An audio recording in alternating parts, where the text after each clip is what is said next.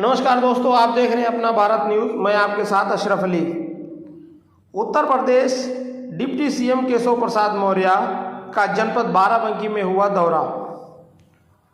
Bharatiya Janata party के कार्यालय पर डिप्टी सीएम केशव प्रसाद मौर्य का हुआ जोरदार स्वागत।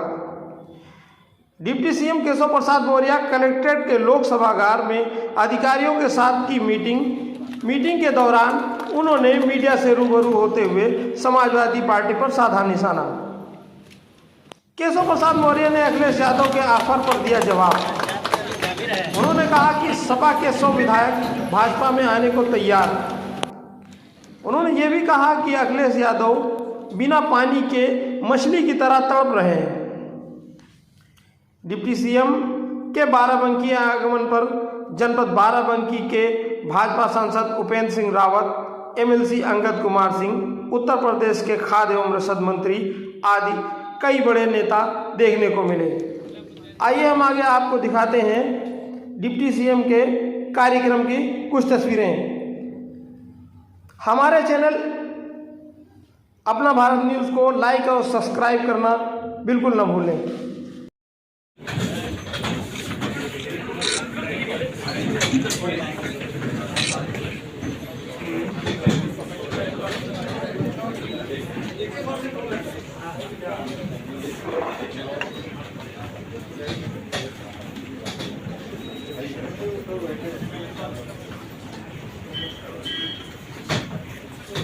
जी, हमारे जिला अध्यक्ष जी शशांक जी, जिला पंचायत अध्यक्ष और एमएलसी हमारे अंगद जी, रामचंद्र यादव जी कहाँ चले गए, दिनेश जी, और यहाँ दिनेश जी, और यहाँ सभी डीएम साहब और कप्तान साहब सहित सभी अधिकारीगणों के साथ जिले की समीक्षा बैठक की गई है।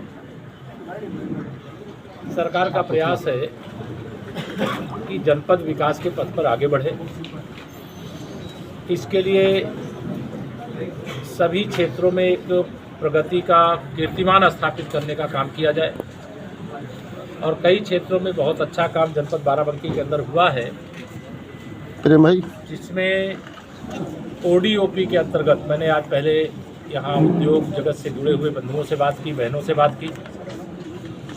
उन्होंने अपना जो विषय रखा बहुत संतोषजनक है, कुछ सुझाव दिए, उसको जो जिला स्तर से समाधान हो सकता है समाधान करने के लिए कहा गया है और जो शासन से संबंधित होगा शासन को भेजने के लिए भी कहा गया है।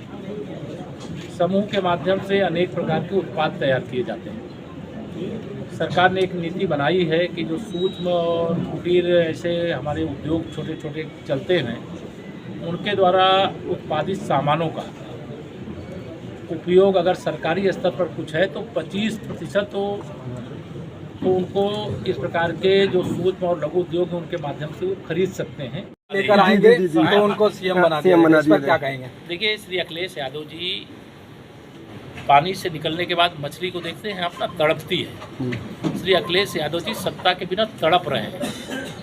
समाजवादी पार्टी समाप्तवादी हो गई है, वो समाप्त होने जा रही है। उनके 111 में से 100 विधायक स्वयं छोड़ करके सपा भाजपा के ओर आने के लिए तैयार बैठे हैं। अभी हमें तोड़ने की आवश्यकता नहीं है, हमारी सरकार मजबूती से चल रही है। पहला कार्यकाल चल गया, वो केशव प्रसाद के समर्थक नहीं है, वो भाजपा के विरोधी हैं, वो पिछड़ों के विरोधी हैं। वो इस प्रकार की बातें करके आपसे सवाल करवा करके मीडिया में चर्चा जरूर पा सकते हैं, लेकिन उनकी भावना कैसी है?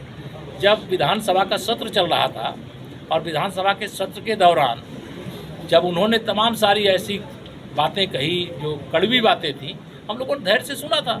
लेकिन जब मैंने उनके सामने उनके ही तमाम सारे जो विषय रखे गए, जब उनका जवाब देने की बात शुरू किया तो उनकी जो भाषा थी इतनी निंदनीय थी, इतनी घटिया थी कि किसी राजनीतिक नेता की ऐसी भाषा नहीं होती।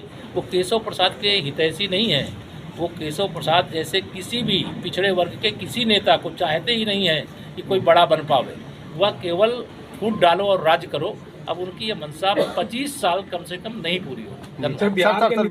मैंने कहा कि सभी क्षेत्रों में उत्तर प्रदेश कीर्तिमान स्थापित करने का काम कर रहा है। बड़े पैमाने पर निवेश आ रहा है। आपकी बाराबंकी जनपद के अंदर ही मैं आज जो समीक्षा कर रहा था, उस समीक्षा के आधार पर जिस उत्साह के साथ हमारे जितने ओडीओपी के माध्यम से उत्पाद करने वाले, चाहे वह हमारे टेक्सटाइल्स व्यवसाय से जुड़े हों, चाहे समूहों के माध्यम से जुड़े हों, चाहे सूक्ष्म और लघु उद्योगों के माध्यम से जुड़े हों।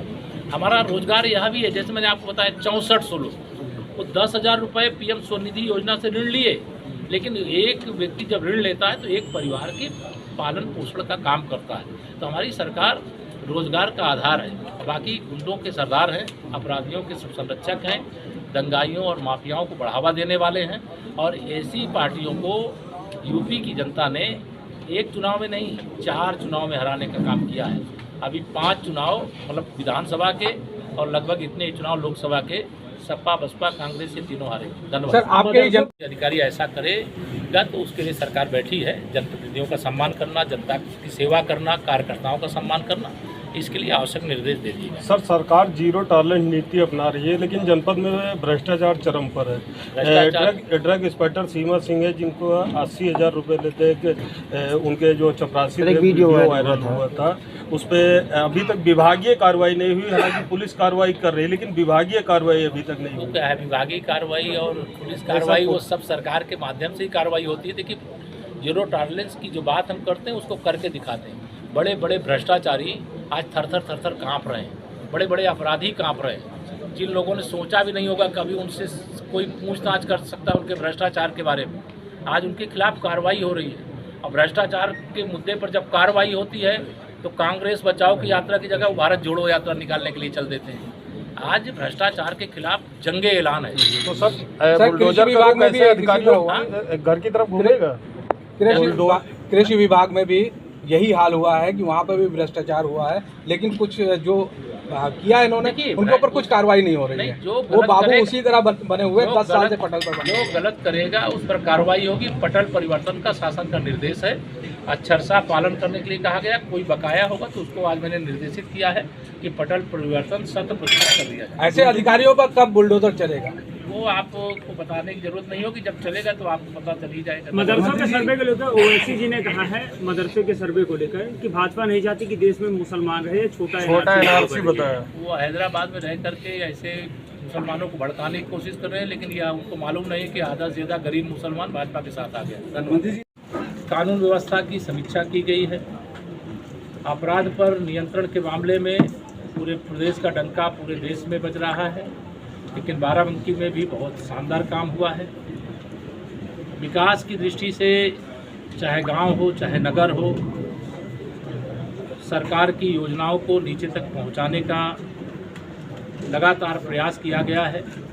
और आज जो समीक्षा में ये ध्यान में आया कि जो छोटे व्यापारी, जो रेहड़ी पटरी वाले हैं, जो चौराहों पे सड़क के किनारे दुकान रखते हैं, ऐसे 6,000 से अधिक लोगों को PM स्वनिधि योजना के अंतर्गत ऋण उपलब्ध कराने का काम किया गया है। वह तमाम सारे ऐसे जो गरीबों को बड़ी कीमत वसूल करके ऋण देने का काम करते थे, आज वह केवल आधार कार्ड के बेस पर 10,000 रुपये का ऋण PM स्वनिधि योजना के अंतर्गत प्राप्त करते हैं और सही तरीके से बैंकिंग करने के बाद वह राशि उनकी बढ़ती हुई चली जाती है।